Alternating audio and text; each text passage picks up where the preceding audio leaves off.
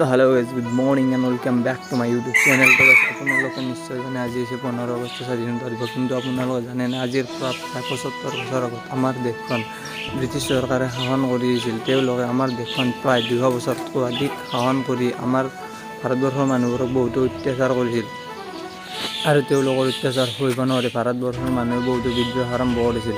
তাৰে ভিতৰত 1857 চনৰ চিপাহী বিদ্ৰোহকে ধৰি 1919 চনৰ আইন অমান্য আন্দোলন আৰু 1920 চনৰ অসহযোগ আন্দোলন আদি বহুতো আন্দোলন আৰম্ভ কৰিছিল। অৱশেষত মহাত্মা গান্ধীয়ে আৰম্ভ কৰা অহিংসা আন্দোলনেৰে 1948 চনৰ 15 আগষ্ট তাৰিখে আমাৰ ভাৰতবৰ্ষখন স্বাধীন হৈছিল। তো গাইজ সেইবাবে আজিৰ দিনটোত ভাৰতবৰ্ষৰ সকলো চৰকাৰী অনুষ্ঠানতে পতাকা উত্তোলন কৰা হয়। তো সেইবাবে বলক আমি তেনেহ'লে পতাকা উত্তোলন কৰিবলৈ যাওঁ।